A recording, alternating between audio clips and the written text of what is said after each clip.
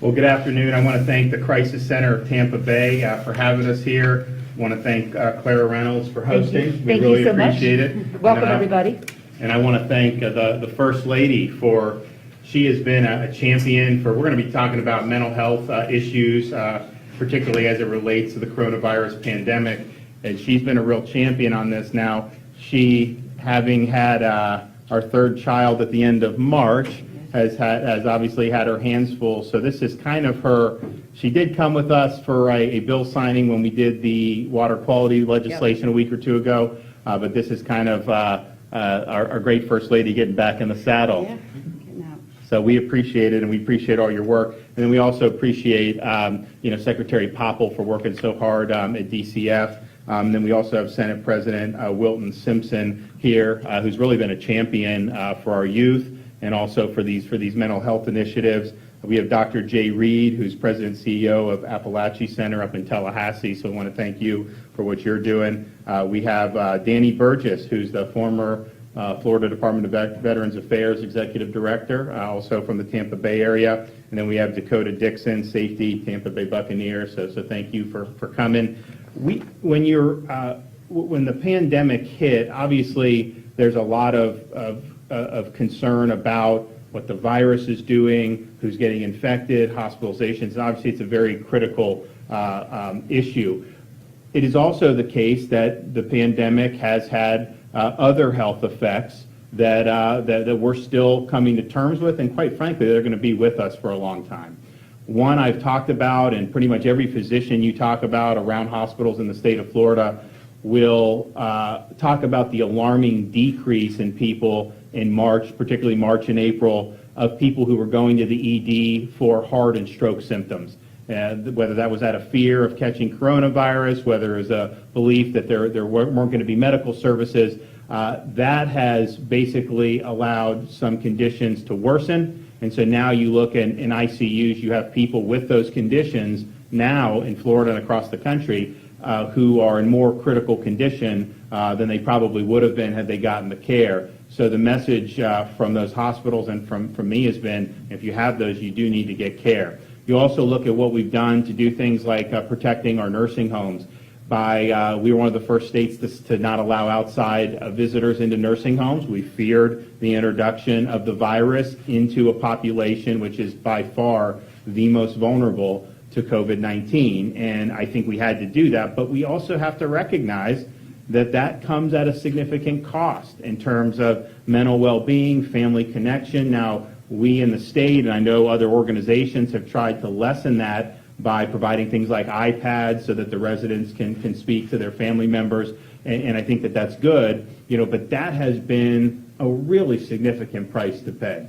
You also look at hospitals when people are in the hospital, not being able to have family members come in many hospitals. I mean, I've encouraged to try to have the visitation because I think it's important, but you're looking at a situation where you don't want to see this virus be introduced into a hospital situation, and so I totally understand that. But that comes at a cost because you're having these real critical moments in people's lives, and then they're cut off from physical presence of their loved ones, and so that comes at a significant cost. We also have our youth who, when you move to distance learning, we're not going to school, we're not seeing their friends as much, and they've had to really see some major changes in their life. So these are all really significant issues. These are all issues that we've got to face in a very direct way, and I'm glad that the folks are here today to have this discussion. We in this most recent legislative session, we really focused on a couple things, but one of them was Senate Bill 1326. The First Lady was involved with that. Chad was involved with it. Senator Simpson was involved with it, and it's really a comprehensive bill tackling a number of issues, not just with mental health, but with child welfare. We had a lot of tough choices to make in the budget. As you know, the revenue situation is different than it was looking in January or February. I had to veto a record amount, $1 billion, but I tried to preserve the things that we really view as significant achievements. And so we talked yesterday at the State Board of Education about the increase in teacher compensation to make us number 5 in the nation for average minimum salary. I talked about doing some of the things we've done for our waterways, very, very important. In this year's budget, even after the vetoes, we were able to increase mental health funding in K through 12 public schools by $25 million. So that's a total of $100 million.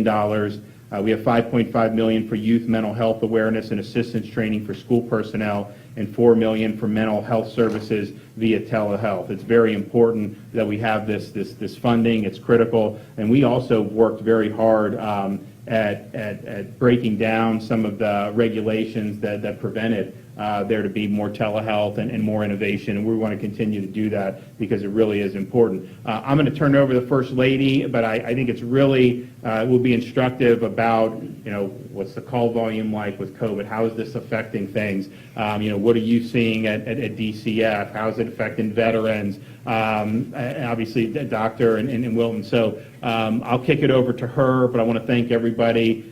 We're going to have to continue. We're going to have to be on multiple fronts on this thing, and the mental health component is one that is going to be with us for a long time. Yeah, well, first of all, I want to say it's good to see you. Usually don't see the better half very often. He was out the door very early this morning, which he is typically, and he missed a doozy on his way out the door because, if many of you may know, we have 3 children, 3 and under. So we have a 3-year-old, a 2-year-old, and a 4-month-old. So it's a little busy in the DeSantis household, and my daughter decided that she wanted to make a stroller parade. So I'm happy that we were here on time because my daughter was very particular about who got what stroller and what was on what, and so being a parent, we get it, right? Everybody can smile to themselves, but we made it here in one piece, and so. But I just appreciate you guys taking the time to come here. I think this is going to be a really great discussion. I was talking to a friend the other day who is doing distant learning in another state, and she has 2 girls who are 10 years old. And I said, how are the girls doing? How are you holding up? And she told me, she goes, well, there's a lot of tears. And I said, are the girls okay? And she goes, no, me. And she's really having a difficult time. And so that's something to take into consideration. We talk about our kids, but we need to talk about the parents, and that everyone is enduring this crisis. And so there's no doubt about it that it's having an impact on our mental health. Before the pandemic, many of you may know that this was a passion of mine, talking about mental wellness and what does that mean for our first responders? What does that mean for our children? What does that mean for our educators? What does that mean just for anyone who just needs to find help? How do they do that simplistically? Now, I think it's safe to say that we're going to be putting this into high gear, that this really needs to be a robust part of the conversation. I think about some of the initiatives that I've had the good fortune and really honor to be able to champion, the Hope for Healing initiative, Hope Ambassadors, Hope Innovators. This was working with the Department of Education to go around to find best practices for the now $100 million that they put into the budget for mental health for our students. That's up from $75 million to $100 million. The legislature, we appreciate what they've done to do that, and so that's really a great opportunity to provide these services. And I think about something that we did with the Secretary in the Panhandle when we were looking at post-Hurricane Michael. We went out there very early. We saw that there was a need for mental health for the students, and because it was a rural area, because there weren't a lot of providers in the area, we really honed in there to find out how do we provide telemental health. And so we deployed resources to 63 different public schools there, and we're really ahead of the game and learned a lot about what it takes to provide these services for the kids, and this was, early last year. So now we're taking all that information and we're looking, how can we take that innovative product through the Department of Children and Families and then expand it across the state so that not only the students can utilize it, the faculty can utilize it, the parents, we're seeing that in the Panhandle, they're utilizing these services. I look at the Facts for Your Future drug campaign prevention program that we launched within the schools. As chair of the Children and Youth Cabinet, one of the things that we've really been focusing on is youth suicide. And one of the main components where we left the cabinet was the power and the impact of mentorship. And we're going to get into that in a second, too.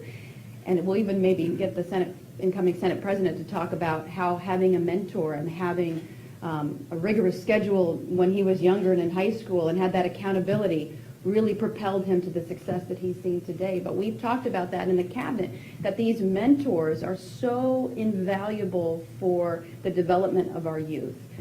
Having a coach that they can go and confide in, having that teacher or someone that they can go and having that outlet is so important. And so that's one of the things we tasked the Children and Youth Cabinet with, and we're waiting on getting Alan Abramowitz, who's with Guardian Ad Litem. He hands that up. He's going to be giving us some intel, and he was looking at best practices way early on for what are some of the best mentorship programs that are out there that we can then utilize. And so we're going to be doing more with that. But I think it's really safe to say that this is important. This has always been important. This continues to be important, and we're going to keep working on this because we know that there are tough times. I think we're going to talk about what we're seeing now as far as utilization rates, but what we're anticipating as this lingers on and how this is going to affect people. And people who might not necessarily have ever sought help in the past. Now they're thinking to themselves, how do I do this? How do I go and access the help that I've never had to research before? And finding that simplistic way for people to be able to get meaningful help. Because we talk about kids look to their parents. They take their cues off their parents a lot of times. If the parents are stressed, that translates to the kids. And so being in a good place, mental wellness is extremely important. But I'll tell you this, I'm 100% confident we're going to get through this. I can tell you every day, I wake up and I see the better half with the numbers. I see him working his tail off. That's why I joked at the top. I said, it's good to see him again, because he's in the office 24/7. But I can tell you, there's a lot of people who are in the office 24/7, and they're working their tails off. And we're great people. We're Floridians. We're Americans. We're going to get through this. And along the way, if you need a little mental health help, we're going to provide it. We're going to find the 211s. And Clara, you've done a magnificent job of giving that outreach to people. Very much. And so if you need the help along the way, we're going to make sure you get that. Because at the end of this, we're going to be bigger, we're going to be stronger, and we're going to be on the right track to seeing success back in society. It's just a matter of time. And so I'm so humbled to be here to do this. I'm so humbled to have the opportunity through the Better Half to head up another look at how we're going to work with mental health throughout the state. And I'm really humbled to be with some really great people, one of which is the Secretary, who we're on the phone with quite a bit. And Secretary, one of the things I wanted to talk with you about is we talk about the Child Crisis Hotline. And that is for if people notice, unfortunately, God forbid, that they're noticing children who are potentially being abused or they're a suspect, they call that hotline. You've seen a decrease in those calls, and that isn't necessarily something that's good. No, ma'am, and thank you for the question. Thanks for having me. The Child Abuse Hotline, every year when school lets out, sees around a 25% reduction in calls. So our number one reporter, mandatory reporter of child abuse, are our teachers. And so every summer we see this lag. Well, when the schools let out, we actually saw a greater than normal drop in calls, and it has persisted for some time. So instead of having a two and a half month break where teachers don't get to see the kids, I mean, we're working on a much longer period of time. And so that's one of the things that we're actually very concerned about at the department. There's a number of other child-related issues that COVID has affected. Our courts, in large part, they've switched to telecourt hearings, but there's some proceedings they're not comfortable doing without doing it in person. And so we have some children that are probably going to be in the system a bit longer than we would like. And visitation, court-ordered visitation with parents was something that had to be suspended. You have families, foster families out here with the children who, out of the goodness of their heart, are taking these kids into their homes, and then having the children go out to different places in the community. There's a high level of concern. So there's a number of pieces of the child welfare system that have seen some I would call it a step back that we are focused very heavily on, and we are very concerned about. In general, across, if I may talk a little about the other things we've seen at DCF, we had a significant increase in interest in our SNAP benefits, folks that needed food benefits. We've been able to handle that increased volume successfully. We also, because school let out, the free and reduced lunch program that folks really count on during the school year was suspended. I know schools were delivering meals on site. The federal government passed the law where the pandemic and EBT was authorized. We've gotten payment to over 2 million students, Florida students, in the last several weeks. So there's been a lot of positive things happening in that regard. And one of the things I'm glad the governor teed it up on the mental health side. One of the things we're very excited about, and I'm happy to be able to say that throughout the pandemic, our systems of care, our community-based systems of care, be it child welfare, be it mental health, substance abuse, et cetera, we have not lost the ability to help somebody that needed assistance in each community since COVID began. So our networks took on a significant stress test and passed with flying colors. Not saying everything was great. We had to do some pivoting, obviously, on the ground, but our partners have been fantastic. I'm happy to be here with two of them today. But what really happened was telehealth has been around for a long time, and it just hasn't been a significant part of the delivery. And what COVID has done is it's forced us to really jump in and make it a significant part of the delivery. And I know there's a lot of people that were confident in it, but there was kind of like, let's hope it goes well. I'm going to let you guys talk about how it's gone. But from our perspective, we are seeing some of the top line numbers that we really care about really improve. And so it's something that at the department we're looking at. We don't want to go back. Whereas one of the problems we have is it's one thing to make services available. It's another thing for a person to actually go. And so I'll let you guys speak to that. But we've seen significant increases in people actually going to the session and getting the help that they need. Very significant in some cases. I'll let you guys give your own numbers, but early on we're talking about 40% differences in show-up rates in some parts of the state. So we're really excited about what we've learned and what we can take forward to help. We obviously have the set of issues that we're concerned about in managing, but I think there's some things we can learn from this that are going to make us better down the road. Incoming Senate President, I owe you a big thank you. We worked very hard along with the Secretary here on Senate Bill 1326 that the Governor invoked and signed, and we're really appreciative of all of your hard work. We've had conversations on it many times about what we can do to benefit Florida's children. It's just that important. And I think we're going to see that a lot under your leadership. And not to say anything in front of the press, but you were talking about a personal story. You said you might not have been the person that you have become and seen the success that you have today had it not been for the accountability that you had when you were in school. Rigorous schedule, you said, with not having the opportunity to have a place to go and people to interact with, you might not have wound up as now Senate President. Absolutely, and thank you, First Lady, for your hard work last year on our bills and being really a force to help us get those bills finished. And the governor's done a great job, and in all of these things require great leadership when you're looking at a pandemic. First time I've been through one. I just turned 54 years old, and hopefully this will be the only one. But yeah, so when you're, we talked about a couple of things. So bringing permanency to children's lives is going to be very important. Last year, the bills that we worked on helped bring a lot more transparency to the idea that we could get children adopted much quicker and through the foster care system. And so I think going into next year, we're really looking at how do we bring our 33,000 kids that are in foster care today, how do we bring that number down, maybe to 10,000 over the next 5 years, where we give those children permanency. If you give them permanency, you then have dealt with a lot of the mental health issues and things of that nature that go along with those children's lives. It gives them a real opportunity to be successful.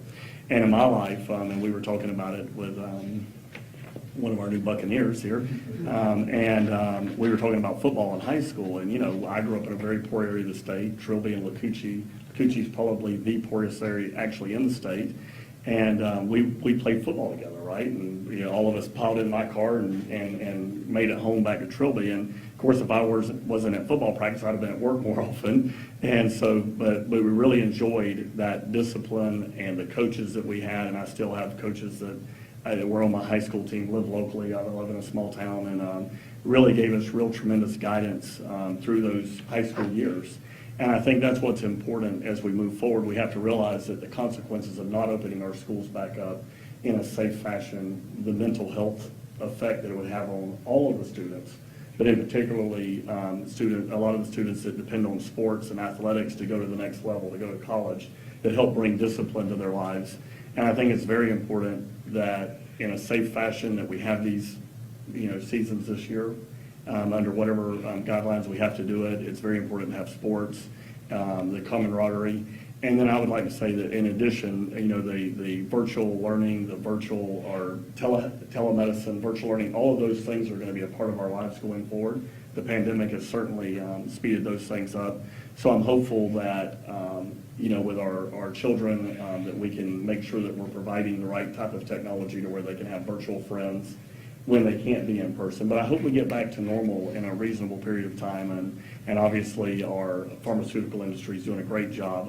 Hope we may have a vaccine here in a few months, and if we're successful, Moderna is successful. And so we're looking forward to coming into the next legislative session with all of these things in mind: telemedicine, telehealth, for our mental health, and to make sure that we can bring our children into some more of a stable and permanency. And then the ones that have permanency that just need somewhere to go, hopefully we can get those children back to normal, going to school, hanging out with their friends, and all those things are very important. And we really appreciate your help in these areas. Thank you.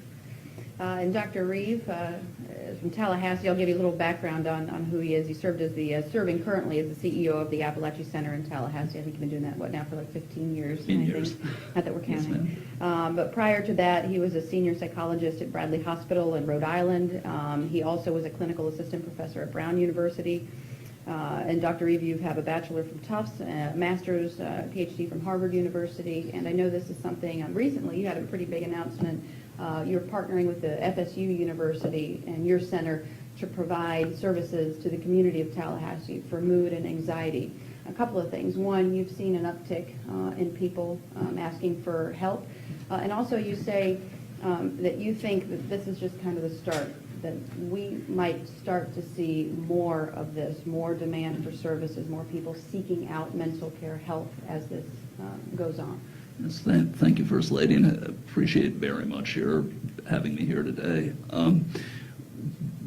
One of the things there's been a couple of really interesting things that have come out of the pandemic on an emotional and mental health side. And the first piece that I really want to acknowledge, and it goes along with what Secretary Popple mentioned, is the leadership that we've gotten from the DeSantis administration and from the legislature. The maintenance of the huge majority of the mental health programs through a very, very tough budget year, Governor, we very much appreciate that in the field. The leadership around opening up telehealth and telemental health, and that was something that happened in Florida faster than it did in other states, and that was a direct consequence of the leadership of the Governor and the First Lady, Secretary Popple, Secretary Mayhew at ACA, which allowed us to do our jobs. And to the point that you were making a moment ago, First Lady, what we saw with that was a pretty significant uptick in kept appointments for our prescribers. So our center in February was doing about 10% of its business via telemedicine on an outpatient basis. We pivoted pretty rapidly to the point that we're now doing about 85% of our outpatient business via telemedicine, and our kept appointment rates for counselors and for psychologists and psychiatrists have actually increased by probably about 30%. They were already reasonably high for the field, but we've seen a real measurable uptick. So I very much appreciate Secretary Popple, you're talking about wanting to kind of keep that, because I think that's going to be really good for our community. There's another kind of leadership, though, which has also been exhibited by our First Lady and by our administration. There's a stigma about mental illness. There's not even an argument about it. There are all kinds of barriers, historically, emotionally, to people seeking treatment for medical conditions that they need. And the only way to get past that stigma is to have prominent public voices speaking against it. not just talking against the stigma itself, but just talking about mental illness, talking about mental health, talking about anxiety, making it a non-forbidden subject. And that's something that in 35 years in the field I've never seen until now with your administration, and it's remarkable. It's an incredible breath of fresh air, and I think as a field we've made a tremendous leap forward because of your championship. That goes to exactly what we're talking about in terms of the emotional effects of COVID. Because the basic building blocks of healthy self-esteem for children and for adults have to do with community and connection. That's where it comes from. That's where you kind of learn to work with other people. That's where you learn to work and to love and to connect. And when that building block of community is undermined through necessary social isolation that comes with a disease like this one, what we will expect is an increase, particularly in different kinds of anxiety disorders, but through the anxiety disorders in pretty much every kind of psychiatric issue, we're going to see those rise the longer folks aren't able to connect. And I think what's so important in what you're doing right now is to make that public, to make that part of the conversation, and to help connect folks with services like the Crisis Center of Tampa, like the other 911 services and immediate access services that exist throughout the state. Because we can have those services, and Secretary Powell can fund them, and the legislature can underwrite them, but if people don't use them, there's not really, we're not getting where we want to be. And as the Secretary said, we maintained 100% of capacity throughout this crisis. The services are there. We just want to make sure that people are connected and using them, and I think this is exactly the way to get there. So I appreciate that very much. Dr. Reed, thank you. Great, Danny Burgess. It's good to see you again. A little bit a former director of the Florida Department of Veterans Affairs, and now running for the Senate. You know firsthand one of the passions we've had many conversations about our great veterans. These are men and women who have put their lives on the line to protect the freedoms that we hold dear. And oftentimes they suffer, but they do so silently. They don't tell anyone. They are proud. They don't want to reach out and admit that they need help. One of the neat things about the 211 that Clara will talk to, and I had the privilege of coming here before with the Secretary and others, was talking about the peer-to-peer program. So when someone calls 211 or they call the number that you have specifically for veterans, that they can be patched through to a veteran to have that personal conversation with someone that they can relate to about the crisis that they're having. And I know that was something that was near and dear to your heart when you were here trying to make a difference. I mean, after all, we owe it to our great folks who have served this country and even our first responders. I know we have a program going through, too, because that's often something that we've talked about as well, is our men and women in uniform. They're suffering, too, dealing with this. So, Danny, talk a little bit about what you anticipate, knowing that this has always been a really heart-wrenching problem that we see. I hate to even say 21 veterans committing suicide a day. That's a sobering and very awful statistic. It is. It's a staggering statistic, and death by suicide amongst our veteran population is absolutely a state of emergency. I'd be remiss if I didn't echo what Dr. Reeves just said, and that's that. Make no mistake about it, that this unprecedented crisis that we're experiencing today with the pandemic, we are in a far better position to address these mental health issues because of the spotlight that you and the governor and your administration has shown from the very beginning, from the first days you were in office. And so thank you for putting us in a position where we can jump on this map and start to address the second and third order effects that we're experiencing now and will be experiencing for some time due to what we've all gone through now together in this pandemic. So Florida's home to 1.5 million veterans, which makes us, are we the second largest? Have we officially surpassed that? I think we are second. I don't know that they've made it official yet. I think it's unofficially official. We'll go with, we're unofficially the second largest veteran population in the nation. And that's a big mission, and that's a big part of the population of the state of Florida. So thank you very much for always focusing in, as a veteran yourself, Governor, and First Lady, for making that a priority to address the unique mental health needs of our veteran population. The biggest issue, I think, facing veterans today, especially when it comes to mental health related issues, is the issue of awareness. And that goes back to the spotlight that you've been putting on this. It's making sure that our veterans are connected to the services that are available to them. And Governor, you helped kick off our Forward March initiative a little while ago. Feels like about an eternity ago now, but I think it was about a year and a half ago. And we traveled the entire state of Florida to try to find and identify organizations like Clara's that connect veterans to those mental health needs, that are those crisis intervention touch points.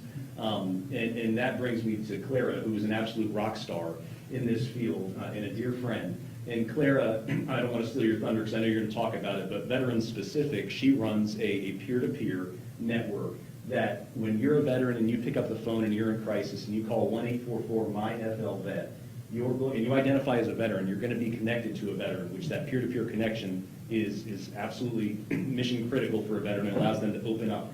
And who's the person in this room that really helped make that possible? It's the man sitting across the way from me, my fellow Pasco proud member of the Florida Senate, and Wilton Simpson just was a tireless advocate for the pilot program that was established years ago. I think it was 2014. And that allowed the funding to be distributed to the Crisis Center of Tampa Bay to make this dream a reality, and the impacts of what you've done are profound. So thank you both so much for what you've done to commit to this issue as now you take that pilot and you try to make it statewide. We stand behind you 100%. And lastly, I'll just speak to what we were doing just before the pandemic really struck the state of Florida.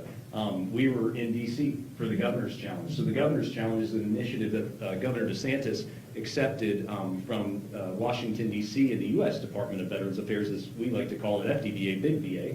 And that was a challenge to have states sign up to help end the death by suicide rate and to come up with a state action plan to do so. So we were poised and working on addressing this issue right up and until the moment that this sort of really started to hit us here at home and we had to restrict travel. And so we were up advocating for that issue, working on our state plan. I know the team is still working diligently on getting that plan together. And so all the pieces were in place. And we may not have prepared for what we're dealing with today, but all the pieces were in place to be ready for what might come.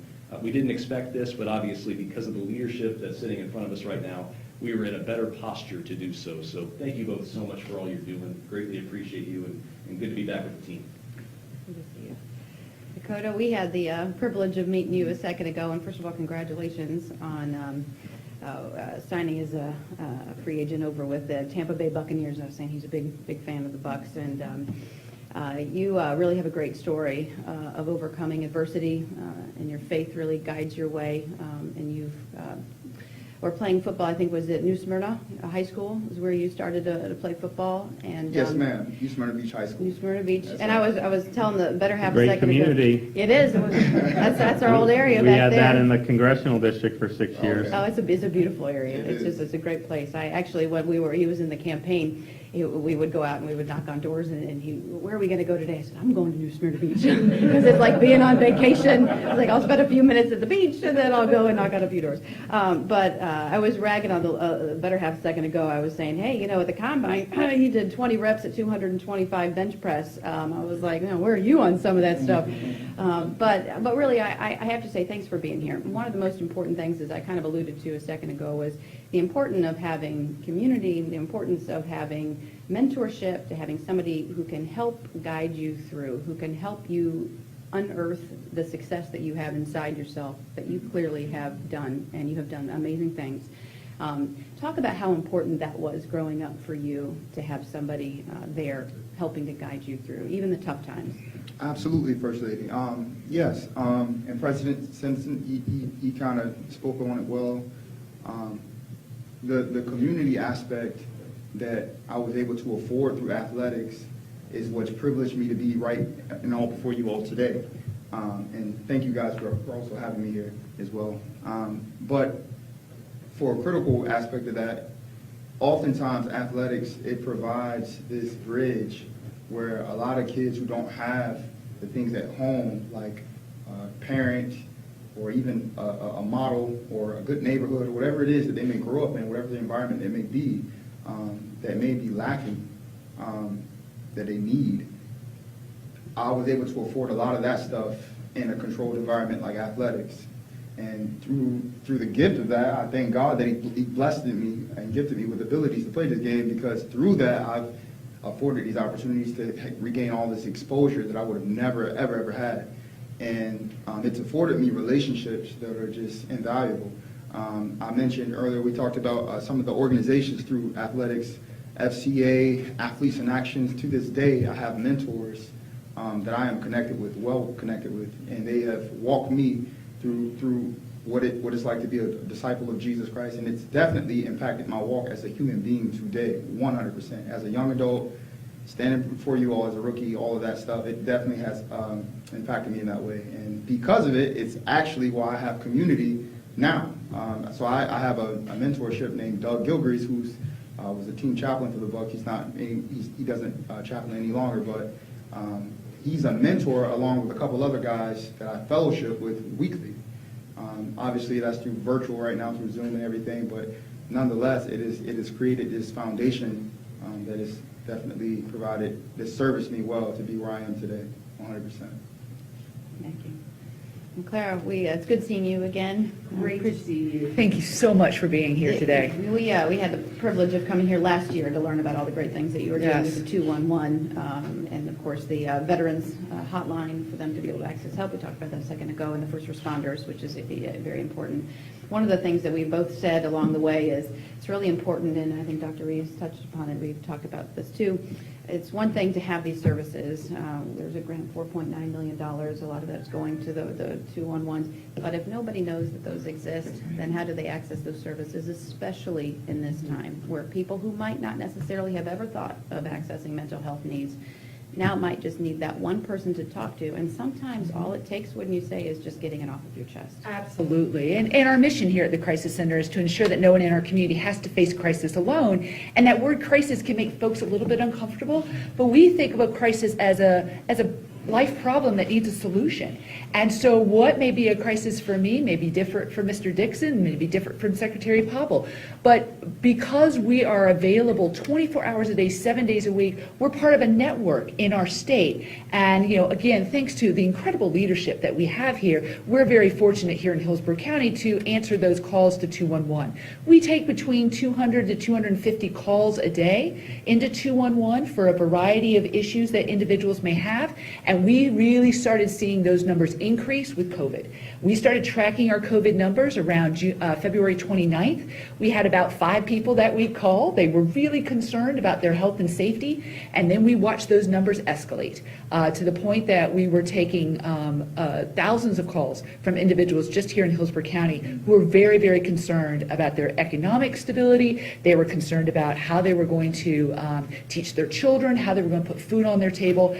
And calls that used to just take about 7 minutes for us to be able to help folks find a solution, it was now taking us 15 to 20 minutes because folks were calling with symptoms of I'm struggling, I don't know how I'm going to keep a roof over my head. And once you started peeling that onion back, you really got to the anxiety that was really underlying many of these families. And I want to echo what Dr. Reeves was saying around this concept of a behavioral health tsunami that we know as providers in the field is coming.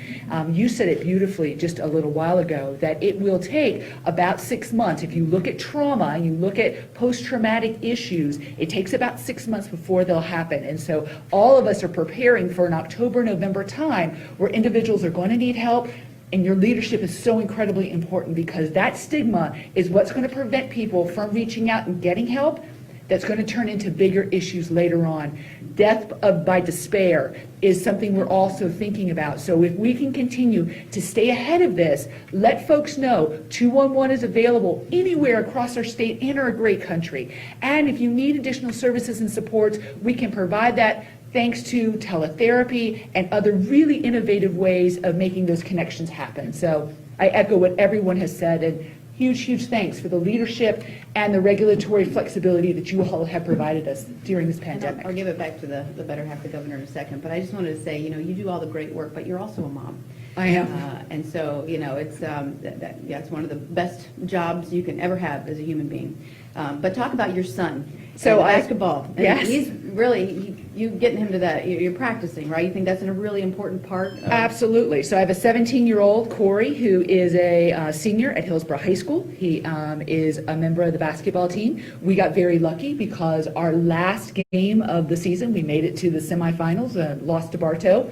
Thank you. Yeah, lost to Bartow, but we were able to get through that, and then everything shut down. And so for Corey, senior year is phenomenal, and it's all these things, but for him, it's basketball. And he was able to start on Monday, being able to practice and be able to participate in that basketball environment. For my son, who is a amazing kid and a high achiever, that has been the linchpin. And it was something that when our superintendent has given parents the option, and I was the very first one to check the box, my child, for me, needs to be in school 5 days a week. That is where he is going to be in the best situation, and being able to play basketball and really being able to connect with his friends and his peers face to face. It's a personal decision for every parent, but for this parent and our household, that's what we feel like is going to be in the best interest of our family. Well, I'll close it by saying thank you for the opportunity to be here to do this. No, you've done a fantastic job, and we really appreciate it. Clara, in terms of the folks with that are calling in related to COVID, I mean, obviously some people are just scared about getting it, but you have a lot of economic anxiety from what's happened. And then I think from what you said, just the more socially isolated you get, that's going to have some effects. So can you talk about some of that? Of course. We track a variety of different data points, and one of the things we were looking at yesterday at your request, First Lady, is looking at youth, defining youth as that 16, 18 to 25 age range. And what we were seeing is that an incredible increase in those calls. So from March until June, we took about 7,000 calls just from individuals in that age range looking for assistance and supports. The other thing that was very fascinating is that parents were starting to call in because they were concerned about their teens. Their teens were starting to withdraw from daily activities. They were isolating themselves. They were talking about suicide, and parents didn't know what to do. So they were able to reach out and learn, how do you talk to your child about things that none of us are right now comfortable talking about? And so the more that we continue to have these conversations and make, mental health as regular as getting your blood pressure taken, your temperature checked when you go to the doctor, also talking about, are you suicidal? Are you depressed? As we make these things part of the daily conversation, that's when we're really going to see a true impact in reducing behavioral health issues and ultimately death by suicide.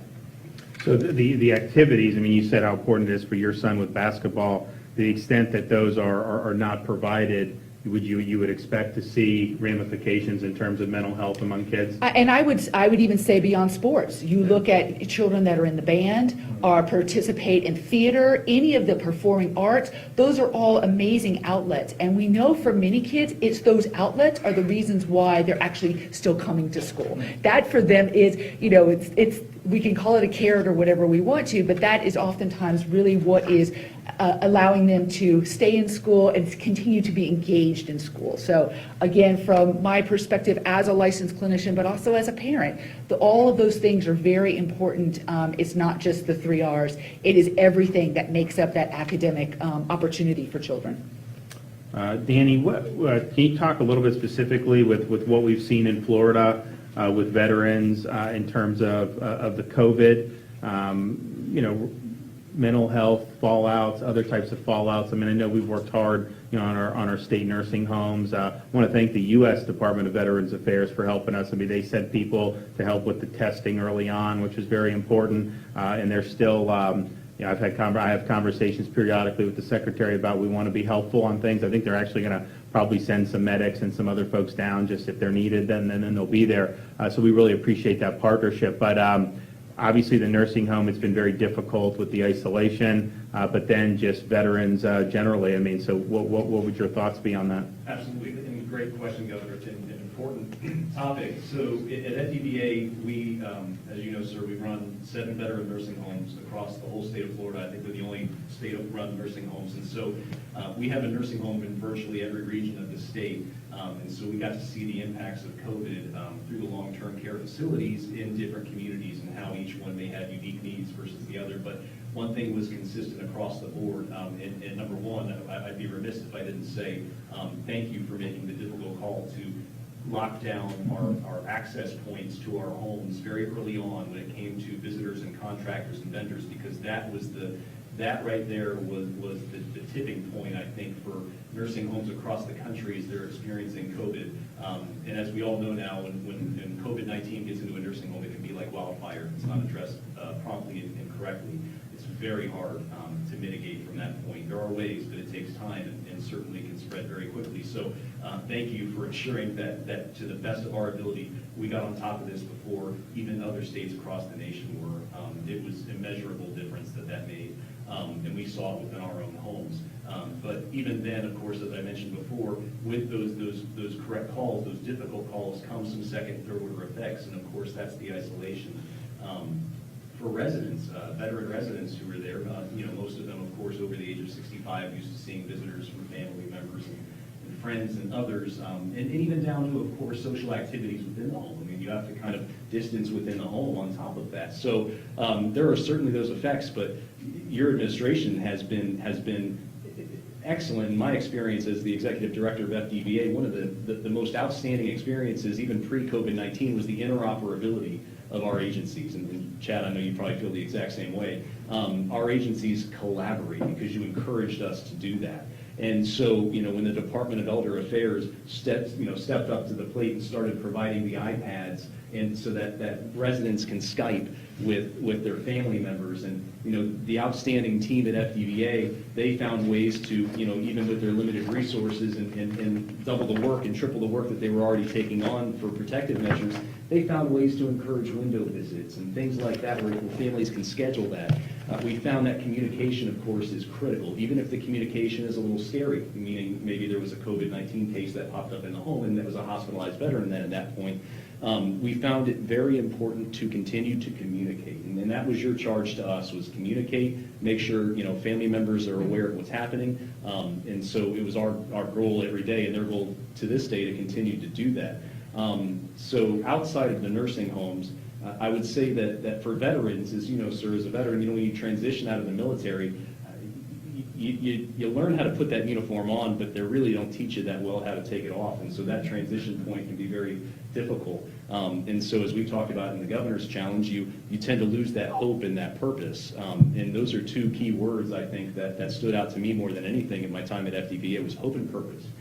So if we can provide that hope and purpose, and veterans want to serve, so if we can find a way to harness that desire to still give back to your community after serving your country and put them to work here to help as we recover from COVID-19 and connect to other veterans and help them through their time of isolation, there could be some opportunities there as well. Great. Dr. Reeve, what as you look at the mental health impacts of COVID-19, what do you think is the main driver? Is it that people just see, in the news, obviously a lot of, there's a lot of fear out there, just fear of that, or is it the fallout from being more isolated, losing jobs, having, issues with family members and kids? How would you describe the biggest impacts? That's an excellent question, Governor, and I think I'm sure that Clara has seen some of this as well. One of the things that we were surprised by when COVID first hit was that we didn't see an uptick in calls to our crisis line internally, and that's our internal crisis line is just dealing with mental health and behavioral health issues. But I was talking to our local 211 folks, and what they reported was that there was the same uptick that Clara described, pretty intense curve up, but that the presenting problem for most people had to do with the second order effects: fear about employment, fear about money, fear about where they were going to get treatment for non-COVID illnesses. And it was only after talking to folks for a while that some of the underlying anxiety would bubble up. And what the CEO at the Tallahassee, or the Big Bend 211 said to me was, he said, the thing is, it's only about 15 minutes into the call that you can start to figure out that, oh, we really need to refer these guys over to you. So I think that goes to what we're anticipating, which is that people are, and this is it's a healthy response, right? People are taking care of making sure that their families are fed, that they've got a roof over their heads. That's what's engaging their worry initially. But, and this isn't just true for COVID anxiety, it was true in the aftermath of 9/11. It's true after every natural disaster, that some of the spike in anxiety-related illnesses comes 6 months afterwards, after that initial piece is taken care of. So one of the things we're looking for is, and I think we have the capacity for, is what's going to happen in October, what's going to happen in November. I will tell you as one sort of anecdotal piece of this, and the First Lady and I were discussing this the other day. Typically in children's inpatient units, and we run a children's psychiatric unit, and typically what happens is that during the summer months and during the holidays, the census falls way down. So it's really, kids are being hospitalized more during the school year than at other times. One of the things we've seen since the school closures and COVID is we haven't seen that drop off. There's been a little bit of one, but it's, and continuing through the summer, we're more like 5 or 10% off peak than the 50% off peak we typically would be. What we don't know, so there's been a steady stream, what we don't know is when school reopens, are we going to see the usual upswing in that or not? So it's had different impacts on different populations.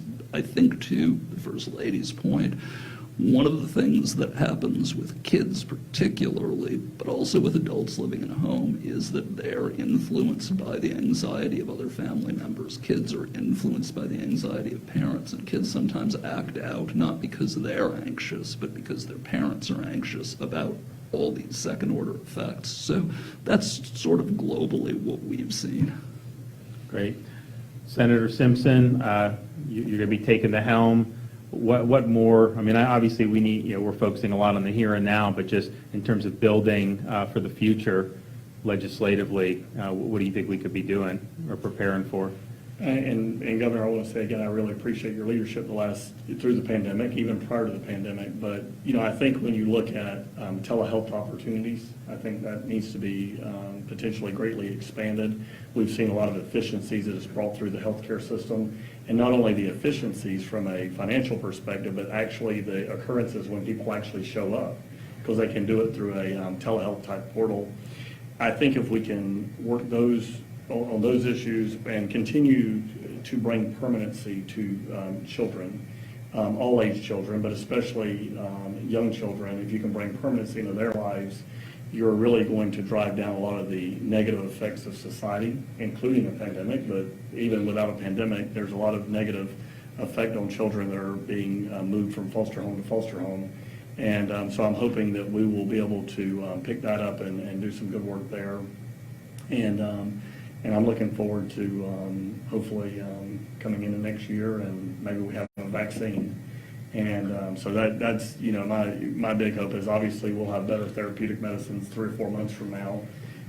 There's some big promise on a vaccine that was announced yesterday, and there's many others going to be announced in the next 2 or 3 weeks. And so hopefully we'll get back to what we're going to call the new normal, but it'll be a whole lot like the old normal, but we'll be more efficient at it. The technology systems, the gains in technology and business through Zooms or Skypes or what have you is going to be permanent. I think the state of Florida can learn a lot about that, and we get back to work and make sure we're taking care of our children in our state. Great. Well, Clara, thanks for hosting us. We really appreciate it. I want to thank everyone for taking the time. We obviously have a fight with the virus and its impacts on individuals who were infected, and unfortunately, for folks in younger demographics, the clinical consequences have been relatively minor. Obviously, our senior citizens, our long-term care, bear the brunt of the worst effects of this. It's important, that fight is joined across the state. We're going to continue to do that. We also, though, understand that there are a lot of people in the state of Florida never contracted the virus, maybe don't even know anybody who has. And so maybe have had no personal impacts at all in terms of the actual illness, but who have been profoundly impacted with the changes that have occurred in society. You're worried about a paycheck. You're worried about kids. You're worried about family members. There's a lot of anxiety out there. And I think that folks hear that. I understand that. And that is something that we're going to continue to put a lot of attention on as well. We need folks to be able to be on their feet. We need people to be able to be productive. We need our kids to be able to have opportunities to grow and thrive. All of those are very important, and the effects that we've seen over the last many months in dealing with the pandemic, have been significant. And yes, they are more indirect, but they're very real nonetheless, and they're problems that deserve our attention, and we're here to do that. And the mental health is just one part of it, but it is a big part of it, and it is a part of it that is likely to persist in the months and months to come. So thanks everyone for being here. With that, yes. Masa Sadie, WFLA, thank you so much for being here, Governor. Governor, I get that there's a lot of data. The Department of Health just realized that dozens of labs are not reporting negatives. One, specifically, who is in charge of checking the data? And two, if something so simple is overlooked, how can we trust the rest of the numbers? So here's the thing. When people are doing the test, the labs report it into a system, okay? So you may run 1,000 tests, and you may report 100 positives. If you have 5 extra positives that you don't put in there, I mean, that's really on the lab to comply with the law. So the positives they're used to doing, what we've seen because of some of the backlogs, is sometimes they want to get the positives out because obviously that's important, and then the negatives get backlogged. Now sometimes they'll do a big negative dump, and sometimes, as we've seen on some of these, you may not see. But it's not the Department of Health per se. It is the labs that are inputting this, and some of those labs on there have inputted under multiple different entries. And so obviously I want every single thing reported perfectly by the labs, but as we've seen in this process, we have a system, and the state's only doing, we do some testing, the hospitals do a lot of testing, there's a lot of testing going on.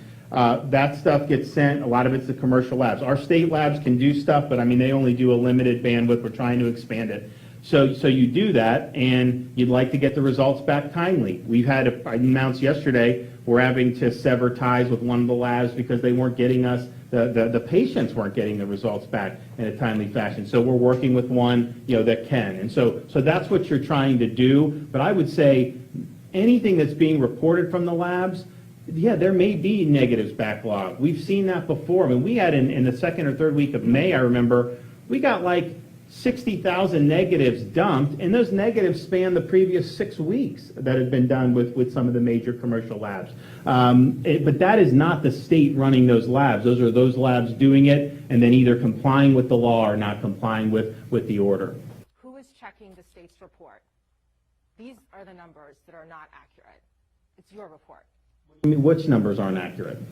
So everything that I've highlighted in yellow, these are labs that are. All right, well, let's just, 100% positivity. Let's just be clear. You shouldn't put an impression in the public that somehow, if people are tested positive, hospitalization, fatality, that somehow that's like wild. What you're talking about is labs reporting positives and then not reporting all the negatives, okay? And the negatives are important, and that is something, but it's not throwing off the general disease prevalence or any of the things else that we're talking about. So obviously, I want all the negatives there. That's better to have more negatives, and so I certainly would want to do that.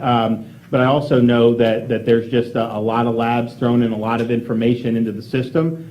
It's their responsibility to do it. They are required under our binding orders, and I think that they should be doing it. Yes, ma'am.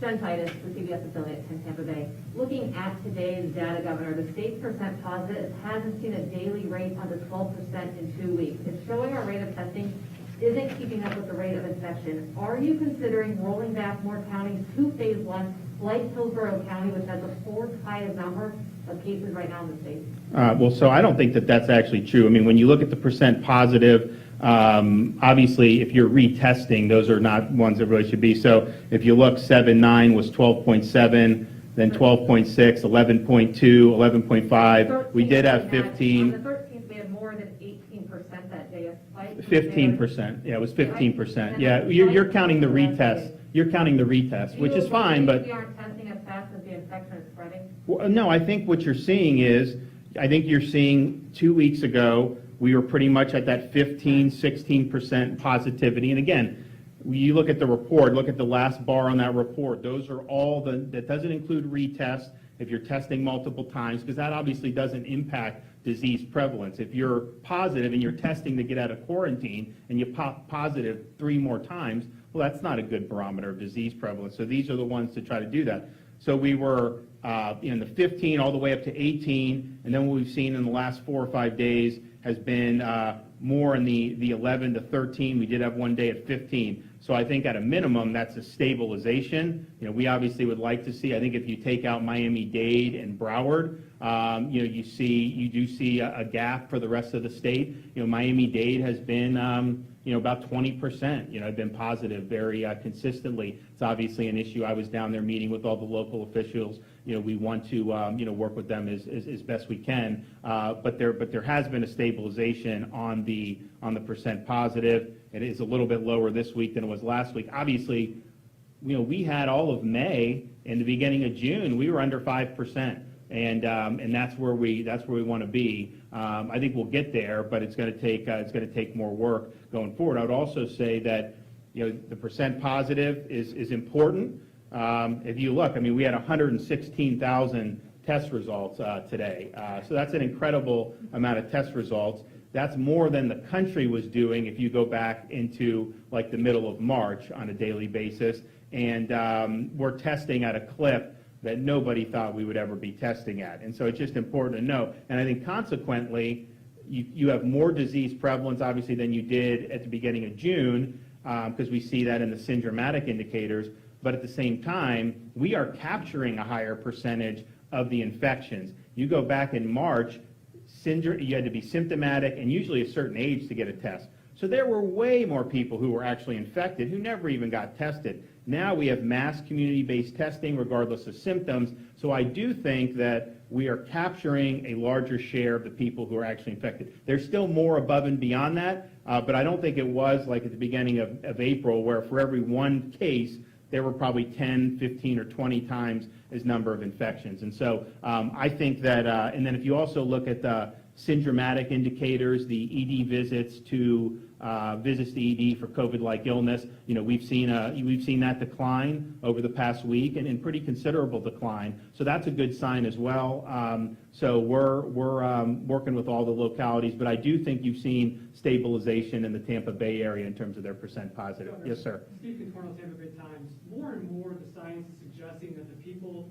who are thought to be asymptomatic have long-term health effects that we're just only starting to understand. And the Palm Beach Health Department said that she's really concerned that there might be these issues in children that we don't understand. And today it came out that... Well, which science are you referencing? There's long-term lung damage. I know, but which science? Has there been a study done on that? There's been multiple reports that have come out. Well, report, but has there been a study, a peer-reviewed study on that yet?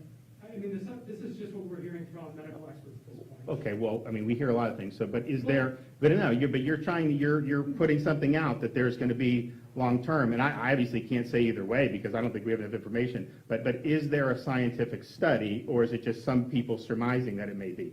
I'm just trying to get the basis of the question. It's something that we're hearing more and more from public health experts. I don't have a specific study to name, but I'm curious if that is something you're hearing from your public health experts. Well, so basically, I think the answer is you can't rule anything out, but you also, nothing's been substantiated in that regard. So it would be irresponsible for me to say there'll never be any long term because we just don't know. But I think it's also problematic to say, in 20 years there's going to be all these problems when we just don't know that. And so I think that's something that remains to be seen. This is obviously not the same as other families of coronaviruses. Influenza can have some impact as well.